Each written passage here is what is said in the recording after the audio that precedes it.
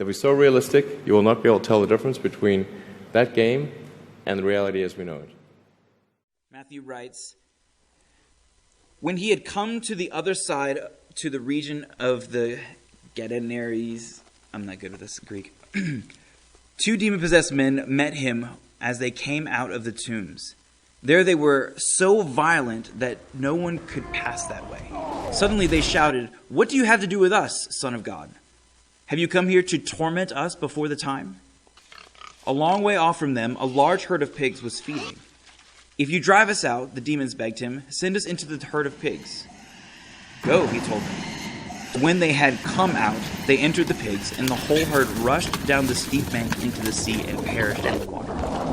Then the men who tended them fled. They went into the city and reported everything, especially what had happened to those who were demon-possessed.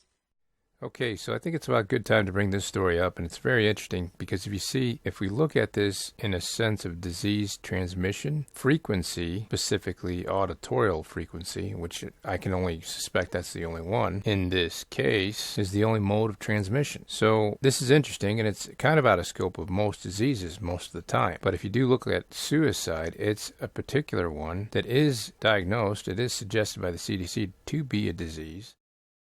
People. With social media, you can communicate to millions of people simultaneously. You already have that, and it's like if somebody dies, their digital ghost is still around. All of their emails and the pictures that they posted and the social media, that still lives, even if they died. So some high bandwidth interface to the brain, I think, will be something that helps achieve a symbiosis and between human and machine intelligence, and maybe solves the control problem and the usefulness problem. And there are plenty of articles out there that'll show that the suicide is a contagion. It seems like it happens and other suicides occur, if not in the same vicinity, in other vicinities with similar cases.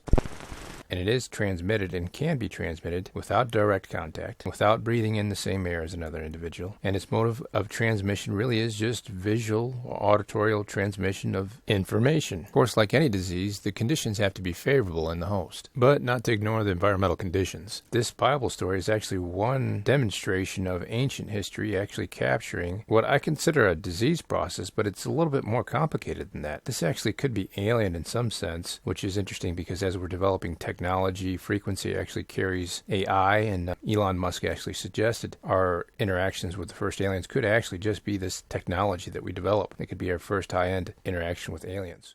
Imagine we were going to be visited. Imagine you were very confident that we were going to be visited by super intelligent aliens in, let's say, 10 years or 20 years at the most. Super intelligent. I really believe that's very good possibility, considering that it might not be technology that we're building. It might just be a bridge that we're developing or making. But let's get back to the story of the Legion. Now, if we see this, it's not exactly the Legion killing itself at all. It's actually killing the pigs. So if we look at this with the information that we know now, the pigs may die, but the legions would live in fact on. And if we know something about water, now that we know that water can actually take the form and frequency of its surroundings, this is actually just your pretty typical contamination of water.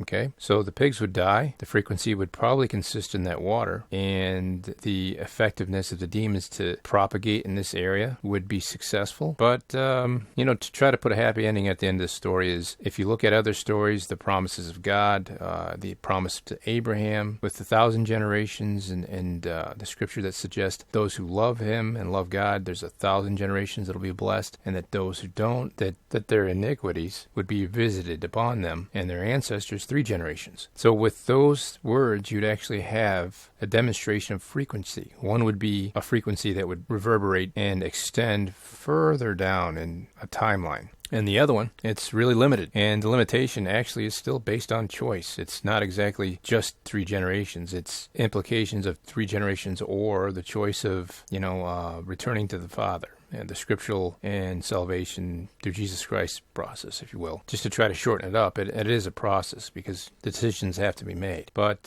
so there's the happy ending to that whole thing, but it's just perspective. It's a 2,000-year-old observation, and it doesn't mean it's exactly correct, or I should say it doesn't mean I'm exactly correct on my take of it, but it's YouTube. It's just an observation I made. All right, the difference here to be able to actually depict this from a storytelling moment and something that might actually have some basis in something, well, the Jewish nation. And the frequency of that promise is still in existence, still around. And quite frankly, we don't see demonic presences quite like movie character strength demonic presences. Although it's not going to be impossible that they won't start to emerge, and I just hope that they don't in my lifetime. But yeah, clearly I can't really say what the frequency of transmission is. I mean, it looks like auditory, but it just can't just be auditory. There's definitely a frequency of transmission. Clearly what we are seeing in this story, and I use that very carefully, those words for myself, my own beliefs, is a demonstration of God and demons in the flesh, in the material, in our world. So interesting stuff, how we equate that into modern science and what it means in frequency.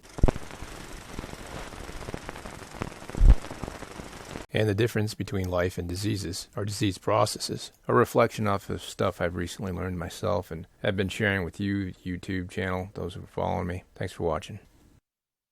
Then the men who tended them fled. They went into the city and reported everything, especially what had happened to those who were demon-possessed. At that, the whole town went out to meet Jesus. When they saw him, they begged him to leave their region. Let's pray together. As a British colony, Hong Kong had political, religious, and economic freedom. When the UK turned Hong Kong over to China in 1997, those freedoms were supposed to be protected.